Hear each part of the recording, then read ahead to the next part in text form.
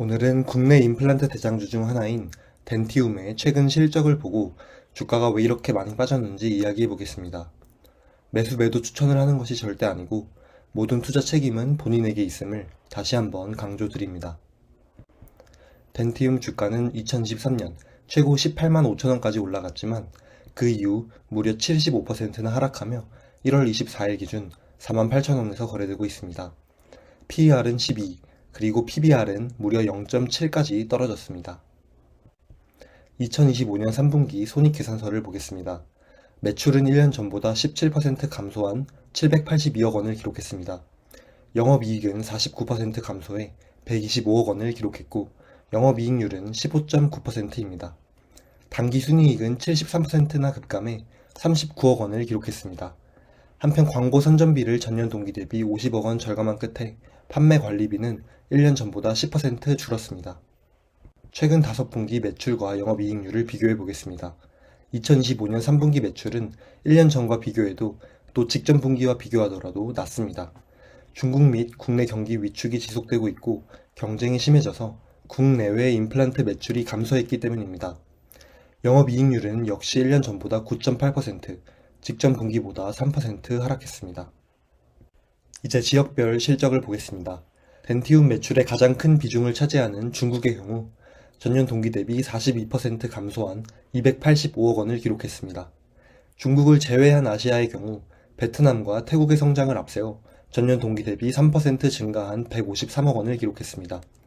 러시아 매출은 전년 동기 대비 103% 성장한 124억 원을 기록했고 그 결과 유럽의 매출은 전년 동기 대비 72% 성장한 165억 원을 기록했습니다. 국내의 경우 경기 위축 및 경쟁 심화로 인해 전년 동기 대비 27% 감소한 156억 원을 기록했습니다. 사업부별 매출을 보겠습니다. 임플란트 매출은 전년 동기 대비 21% 감소한 677억 원을 기록했고 디지털 장비 매출은 78% 증가한 23억 원을 기록했습니다. 임플란트의 경우 해외 매출은 전년 동기 대비 30% 감소했고 국내 매출은 19% 감소했습니다. 소비재의 경우 전년 동기 대비 39% 증가한 45억 원을 기록했습니다. 패키지 판매 및 프로모션이 확대됨에 따라 고일 식재 매출이 전년 동기 대비 8% 증가한 27억 원을 기록했습니다. 이제 재무 상태를 보겠습니다. 3분기 말 덴티움의 총 자산은 9,070억 원, 그 중에서 현금성 자산은 740억 원입니다. 부채 총계는 3,481억 원이고 그중 차입금은 2,642억 원입니다. 자본 총계는 5,589억 원입니다. 부채 비율은 직전 분기보다 2% 높아진 62%이고 총 차입금 비율은 직전 분기와 동일한 47%를 유지했습니다. 실적 발표 후 경영진과 애널리스트는 Q&A 세션을 가졌습니다. 주요 문답 몇 가지를 정리해 드리겠습니다. 첫 번째, 연료전지 신사업과 관련해 2026년부터 분말 판매가 가능한가요? 초기 계획한 것보다 늦어지고 있습니다. 그래도 현재 장비 입고는 완료가 됐고 2026년 2분기에 생산에 필요한 세팅이 완료될 것 같습니다. 빠르면 2026년 3분기, 늦으면 2026년 4분기에 매출이 발생할 것 같습니다. 관련 수주가 이루어지면 수주 공시를 하도록 하겠습니다. 두 번째, 최근 얼라인 파트너스가 지분을 추가 매입하면서 보유 목적을 경영권 영향으로 변경했습니다. 얼라인과 논의 중인 내용이 있을까요? 몇 차례 만남은 있었지만 특별히 크게 이견이 있진 않았고 원만한 관계를 유지하고 있습니다. 세 번째, 실적 외에 시장에 알리고 싶은 내용이 있을까요? 분석할 때 애로사항이 많습니다. 중국 경제가 좋지 않고 1차 VBP 때 많은 물량이 풀렸기 때문에 2차 VBP 때는 가격을 더 낮춰야 할 것 같습니다. 한편 중국 내에서 생산한 임플란트의 수요가 올라갈 것 같습니다. 저희는 이미 중국 내 생산 설비에 대한 모든 허가가 완료되어 있고 2026년은 그로 인한 영향을 약하게 받을 수도 있지만 3차, 4차 VBP에 대한 준비는 확실히 되어 있습니다. 그 외 베트남이나 태국 시장도 잘 성장하고 있고 2, 3년 뒤 미주나 유럽에서도 제품 허가가 많이 되면 고성장이 가능할 것이라 봅니다. 네 번째, 과거에는 오스템 임플란트와 덴티움이 중국에서 좋은 모습을 보였지만 2024년과 2025년을 지나면서 이 공식이 많이 깨졌습니다. 특히 스트라우만이 최근 중국에서 굉장히 빠르게 성장하고 있습니다. 1차 VBP가 끝나면서 어느 정도 데이터가 쌓였을 텐데 2차를 앞두고 덴티움의 경쟁력은 무엇이라 생각하시나요? 스트라우만이 약진한 이유는 기존 제품보다 가격을 낮췄기 때문입니다. 명품으로 평가받던 스트라우만의 가격이 낮아졌기 때문에 일시적으로 수요가 증가한 것이죠. 그러나 중국 내에서 이 고가 제품을 계속 소화할 수 있는 인구수는 적습니다. 대다수 중국 인민이 임플란트 수술을 받게 하려면 하위 가격대에서 많이 팔려야 합니다. 한국의 경우에도 20년 전 고가 해외 임플란트가 잘 팔렸지만 가성비 임플란트의 시대가 오면서 현재는 거의 팔리지 않고 있습니다. 중국 시장도 결국 한국 시장과 비슷하게 흘러갈 것이고 저희는 중저가 시장을 잘 장악하고 있습니다. 다섯 번째, 시장에서는 중국 로컬 임플란트 기업의 부상을 걱정하고 있습니다. 실제로 치과 장비 쪽에서는 로컬 기업들이 1등을 하고 있다고 합니다. 중국 임플란트 상장 기업이 없어 숫자로 확인이 어려운데 실제 사업을 할 때 로컬 기업들의 성장이 눈으로 보이시나요? 중국 회사들이 확실히 많이 생기고 있습니다. 여전히 기술 격차는 미세하게 존재하지만 수요가 점점 많아짐에 따라 중국산 임플란트도 좋은 퍼포먼스를 보여줄 것이라 생각합니다. 임플란트 제품이 세 가지 가격대로 나뉜다고 가정했을 때 저희가 중점을 둬야 하는 것은 중저가 제품 시장의 방어입니다. 중국 내에 공장을 운영하는 이유도 중국 로컬 제품에 대한 대응력을 기르기 위함입니다. 3분기 실적 발표 후 덴티움을 커버하는 기관들이 일제히 목표 주가를 내렸습니다. 현재 덴티움의 평균 목표 주가는 67,000원입니다. 기관들의 리포트를 직접 읽어보며 그 이유를 찾아보겠습니다. 첫 번째 리포트는 작년 11월 삼성증권 정동희 애널리스트님이 작성하셨습니다. 스트라우만의 3분기 실적 발표에 의하면 2026년 시행 예정인 2차 VBP를 기다리며 환자들은 시술을 연기하고 있고 유통사들은 재고 축적을 줄이고 있습니다. 덴티움 역시 올해 1분기까지는 매출이 둔화될 확률이 높고 2차 VBP에 대한 대응 방식이 중요할 것으로 보입니다. 덴탈 업종 투자 심리 약화로 인한 피어 멀티플이 9% 하락했기 때문에 목표 주가를 9만원에서 8만원으로 내렸습니다. 두 번째 리포트는 작년 11월 미래에셋증권의 김충현 애널리스트님이 작성하셨습니다. 실적 추정치를 하향함에 따라 목표 주가를 85,000원에서 65,000원으로 내렸습니다. 중국 시장의 부진이 이어지며 4분기 연속 역성장을 했습니다. 2차 VBP를 앞두고 딜러들이 재고를 조정하고 있기 때문인데 3년 전 1차 VBP가 시행되기 전 상황과 유사합니다. 당시를 복기해보면 수요 회복은 2023년 2분기부터 시작되었기 때문에 앞으로 보릿고개를 넘어서야 합니다. 덴티움의 12개월 포워드 EV 에비타는 7.8배로 글로벌 피어 평균인 9.8배와 덴티움의 지난 3년 평균인 10.5배 대비 저평가 상태입니다. 저평가의 가장 큰 이유는 22%라는 높은 자사주 비중, 중국 시장의 부진, 그리고 수소연료 전지 신사업에 대한 불확실성 때문입니다. 약속한 대로 자사주를 소각하는지, 중국 시장의 회복이 이루어지는지, 그리고 신사업이 유의미한 결과를 만들어내는지 등을 체크해야 할 것입니다. 세 번째 리포트는 작년 11월 키움증권 신민수 애널리스트님이 작성하셨습니다. 덴티움의 지역별 성과를 살펴보겠습니다. 중국의 경우 2차 VBP를 앞두고 2026년 1분기까지 수요가 지연될 것으로 전망합니다. 1차 때보다 추가적인 판매 가격 인하가 예상되고 있어 눈에 띌만한 사업 분위기 반전에는 시간이 필요하다고 판단했습니다. 다행인 점은 덴티움이 현지 제조 공장을 준비해둔 지 4년이 넘어 원가 경쟁력을 장기적으로 갖춰 나갈 수 있다는 사실입니다. 한편 베트남에서 꾸준히 YOY 30% 이상의 성장세를 기록하고 있고 태국에서도 연간 매출액 100억 원을 최초로 초과 달성할 전망입니다. 또 러시아 우크라이나 전쟁으로 인한 러시아향 선적 문제는 2025년 2분기부터 완전히 해소되어 현지 재정 지출 확대 및 임플란트 산업 호황에 힘입어 향후 유럽 매출 성장을 주도할 것으로 보입니다. 종합했을 때 중국 시장의 분위기 반전까지 시간이 좀 더 걸릴 것을 반영해 목표 주가를 67,000원에서 54,000원으로 내렸습니다. 네 번째 리포트는 작년 11월 말 DS투자증권의 김민정 애널리스트님이 작성하셨습니다.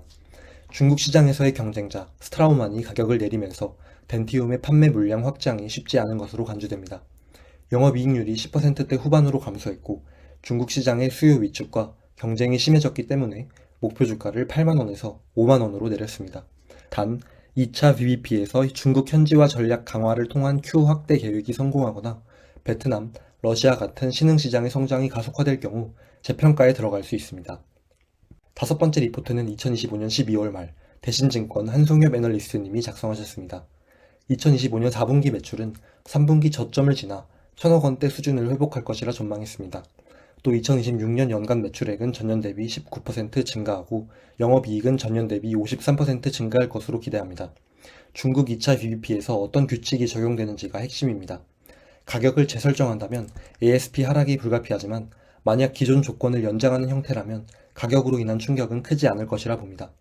임플란트 판매 가격이 떨어져 현지 시술비가 하락한다 하더라도 시장 전체 파이를 키우는 쪽으로 이어진다면 장기적으로 덴티움의 실적 또한 좋아질 것이라 봅니다. 그러나 우선은 6개월 뒤 목표 주가를 9만원에서 78,000원으로 내렸습니다. 현재 덴티움 주가는 12개월 포워드 PER 8배 수준으로 코로나 시절 바닥권까지 내려와 있습니다. 만약 중국 시장이 회복하는 신호가 보이고 22% 규모의 자사주를 3년 동안 균등 소각하겠다는 계획이 실현되면 목표 주가 리레이팅을 기대해봅니다. 마지막 6번째 리포트는 2026년 1월 LS증권 조은혜 애널리스트님이 작성하셨습니다.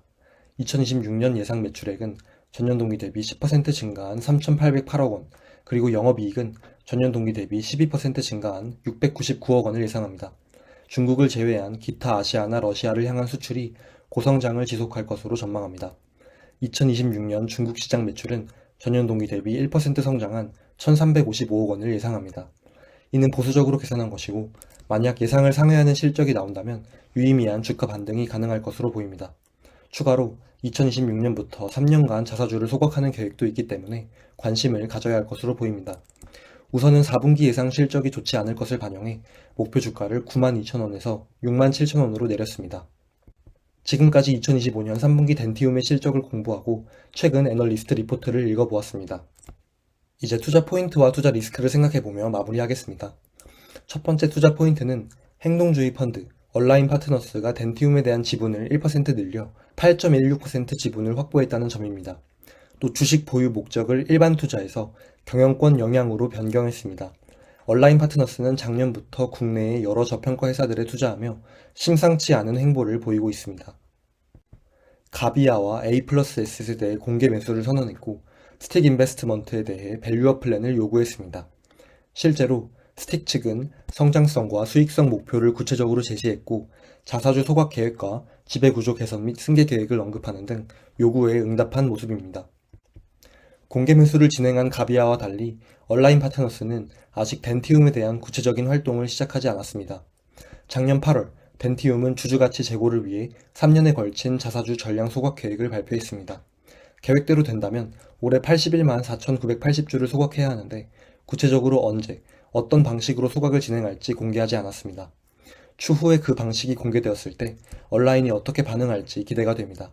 참고로 얼라인의 덴티움 평당가는 약 71,750원으로 계산됩니다. 두 번째 투자 포인트는 국내 임플란트 건강보험 적용의 확대 가능성입니다. 2025년 9월 이재명 정부는 123대 국정과제를 확정했습니다. 그중 임플란트 건강보험 적용 확대가 포함되었습니다. 구체적인 방법은 기술되어 있지 않습니다. 그러나 치과의사협회는 대선 기간 중 치과 임플란트 적용 개수를 2개에서 4개로 확대하고 치과 임플란트 적용 연령을 60세까지 확대해야 한다고 주장한 바 있습니다. 이게 덴티움 실적과 무슨 상관이 있을까요? 치과의료정책연구원과 키움증권 리서치센터에 의하면 역사적으로 국내 임플란트 보험 급여가 확대될 때마다 임플란트 환자 수와 진료 금액이 크게 증가했습니다. 즉, 국정과제가 완수되면 국내 임플란트 시술 건수가 증가할 것이고 이는 임플란트 기업의 매출 증가로 이어질 수 있습니다. 이제 반대로 투자 리스크에 대해 생각해 보겠습니다. 첫 번째 리스크는 덴티움의 최대 시장인 중국과 관련이 있습니다. 먼저 올해 시행될 2차 VBP와 관련해 불확실성이 너무 많습니다. 언제, 어떤 규칙으로 시행될지 모르기 때문에 어떤 기업이 수혜를 입을지 예측하기 어렵습니다. 그러나 어닝콜 Q&A에 의하면 덴티움 경영진들은 판매 단가를 지금보다 더 낮추는 것을 기정사실화하고 있는 것 같습니다. 만약 판매 단가가 더 떨어졌는데 판매 물량을 크게 늘리지 못하면 지금보다 실적이 더 안 좋아질 가능성이 큽니다. 그런데 모든 임플란트 기업이 VBP 정책의 피해자는 아닌 것 같습니다. 글로벌 1위 임플란트 기업인 스트라우만은 오히려 2021년 중국 매출이 3,047억 원이었지만 2024년 6,109억 원으로 거의 2배나 성장했습니다. 그만큼 VBP 정책에 잘 적응했다고 봐야겠죠. 또 어닝콜 Q&A 때 언급되었듯이 중국 로컬 임플란트 업체들의 도전도 거셉니다. 작년 코트라가 공개한 중국 치과 임플란트 시장 동향을 보면 창잉, 바이캉터, 다칭시거, 리두어치 등 로컬 임플란트 업체들이 점유율을 높이기 위해 노력하고 있습니다. 두 번째 리스크는 덴티움이 진행하고 있는 수소신 사업에 대한 시장의 의구심입니다. 2년 전 덴티움은 베트남에 수소 생산 시설을 확충하기 위해 323억 원을 출자했습니다. 그리고 작년 12월 베트남 생산 법인인 ICT 비나의 시설 투자를 위해 451억 원 규모의 채무 보증을 결정했습니다. 즉, 덴티움은 수소의 진심인 것으로 보입니다. 그런데 아직 이 사업은 적자 그 자체입니다. 2025년 3분기 기준 에너지 부문 사업 매출은 0이고 영업 손실은 38억 원을 기록했습니다. 물론 어닝콜 Q&A 때 언급했듯이 올해 하반기에 첫 매출이 발생할 것으로 예상됩니다. 구체적인 금액과 앞으로 가이던스가 공개되지 않는 한 시장의 냉소적인 반응은 어찌 보면 당연한 것일지도 모르겠습니다. 덴티움의 주가가 앞으로 반등할지 아니면 지하실을 맞이할지 맞추는 것은 도박과 같습니다.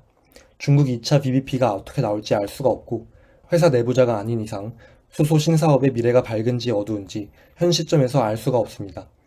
또 전체 시장을 뒤흔드는 예측 불허의 대사건이 발생할 수도 있습니다. 그런데 한 가지 확실한 건 아무도 덴티움을 기대하고 있지 않다는 점입니다.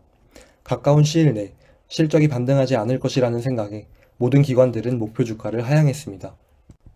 12개월 포워드 PER은 10배까지 내려갔고 포워드 PBR은 0.8배를 터치하며 역사적 저점까지 내려갔습니다. 지금 덴티움의 미래는 어두워 보이기만 합니다. 그런데 만약에 어둠 속에서 빛이 보이면 어떨까요? 주변이 어두운 만큼 그 빛은 더 밝게 보일 것입니다. 방금 말씀드린 두 가지 투자 포인트가 현실화되거나 두 가지 투자 리스크가 해소되는 기미가 보인다면 주가는 적어도 지금보다는 오를 수 있지 않을까요? 이상 덴티움에 대한 영상을 마치겠습니다. 영상이 도움되셨다면 구독, 좋아요, 댓글 꼭 부탁드립니다. 큰 힘이 됩니다. 감사합니다.